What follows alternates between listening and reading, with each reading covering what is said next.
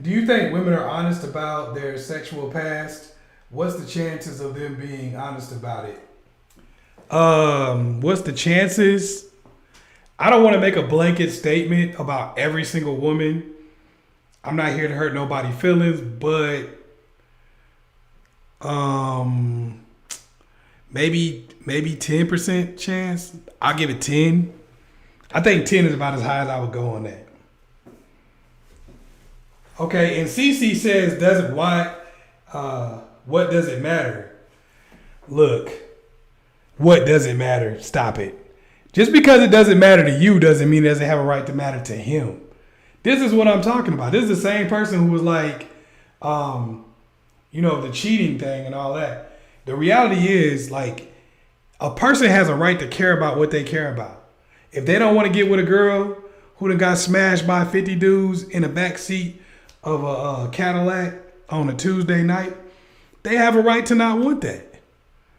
If they don't want a girl who had sex with one person, they have a right not to want that. A person has a right to care about what they care about. Just like you got the stuff you care about. Just like you might ask a person if they went to jail before, and you might go, "Oh, well, what does that matter?" I might say, "Well, what does that matter if he went to jail before? That's his past. He's been rehabilitated." Nah, man. Look, I'm not running you down. I'm just saying, you asked him, just like he was asking a question. Coming back with it. People have a right to care about what they care about. This is for everybody. I see this a lot of times where women will be like, a man shouldn't care about your past. A man should care about whatever the hell he want to care about. Just like a woman has a right to care about whatever the hell they want to care about. People can care about what they want to care about. Because people try to create a baseline for what they want and what they want out of a relationship. Maverick, the chance of you getting the truth out of somebody about their sexual past is low as hell. I'm not going to say zero, but I'm saying around in the 10 range. Normally what you're going to have to do is you're going to have to talk to the person, and you're going to have to start getting stories and try to get a baseline for just what type of person they are in their life. That's pretty much all you can do. Because if you say how many people have you had sex with, a lot of times you're just going to fall in love with the biggest liar. Because some people will tell you the truth, and since so many people lie, you actually get mad at the person, or you feel some type of way toward the person who told the truth. Like, you got one girl who would be like 3 and is really 33, and then you got another girl that'd be like 20, and 20 is the real number. And now you sitting over here thinking the girl that said 3 is like some, saintly almost virgin. So I'm just saying, like, you're going to have to really pay attention to the person, listen to their stories, know what's going on in their life. And that's pretty much what you're going to do there. For women, I'll just give y'all this. If somebody asks you about your body count, there's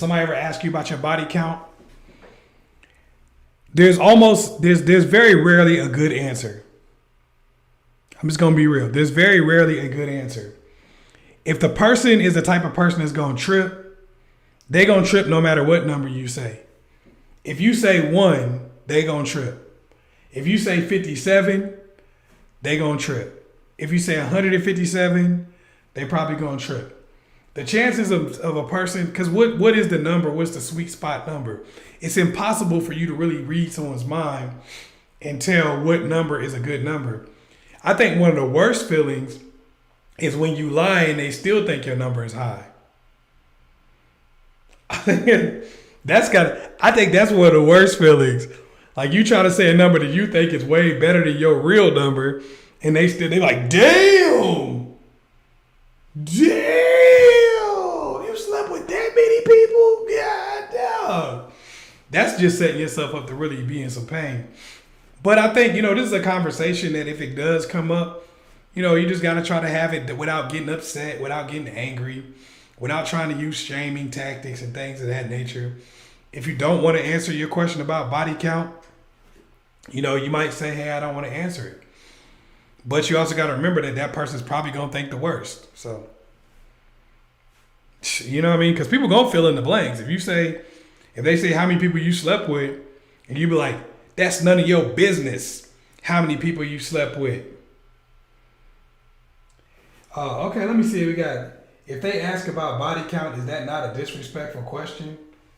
No. How is that a disrespectful question when they're planning on sleeping with you? I mean, how is that a disrespectful question? It may come off as disrespectful to you because you don't like the answer. But if you were a virgin and they said how many people have you slept with, I bet you you probably be like, oh, well, I never slept with anybody. I'm a virgin. You know what I'm saying?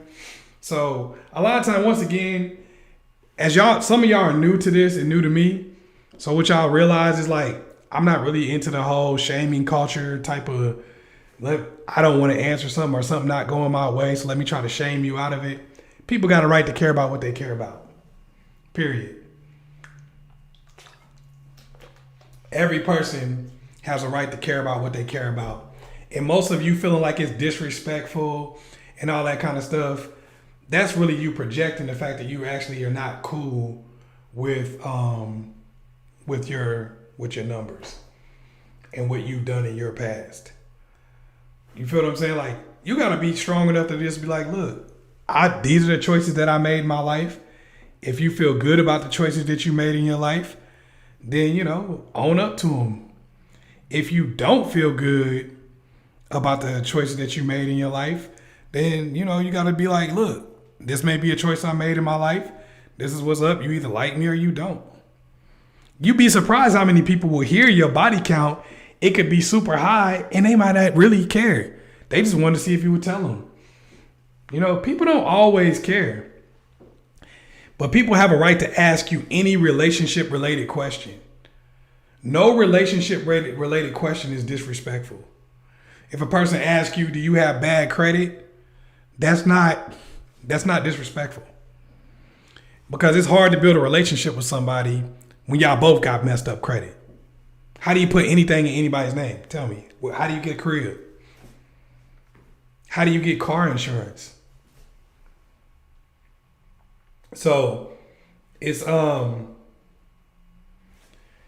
better in life, I think, to just make sure that ultimately you keep it real with yourself. Don't take things personally when people ask you questions to try to build a relationship with you.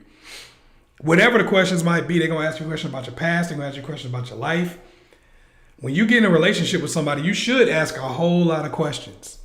Because some of y'all sitting here like, they changed up on me. You didn't ask anything. You made no attempt to get to know them. They didn't change up on you. You just started getting to know them through time. I can't believe he was abusive, but you didn't even ask him how his last relationship ended. He might have told you the truth. Yeah, old girl filed a restraining order on me because I kept beating her. Yeah, maybe you should have asked that. Maybe you should have asked about his personal life. Maybe you should have asked questions about the past. The past is actually a great indicator of the future. Not always. See, some of y'all are like for show on the credit. Well, that's the way people feel about your body count. Now, you feel what I'm saying? That's what is important to you. You get what I'm saying? Just that if there's a question that you be like, yo, that's a question that's really important. That's because it's important to you, because it's an indicator of things you care about. You care about a person's ability to buy stuff with you, build a life with you, get money, things like that. That person may care about the fact that they're not getting somebody that everybody else got to hit. Hey, don't be mad. You know what I mean? Don't be mad. Pops, I'm hurt. She done left me, man. What you think I should do? Boy, back in my day, all you had to do was go to her job and you cry and you get down on your knees. You beg and plead for sympathy. I'm telling you, boy, that's all you gotta do. Pops, you talking about stalking her. That's a crime now. Yo, it's your man, ChazzEllis. And I know y'all tired of getting the same old 1965 game that never works. Well, click the link below and check out 9 ways to get your ex back. This is cold-hearted game where I give you different techniques to turn the tables on your ex and get them chasing you for a change.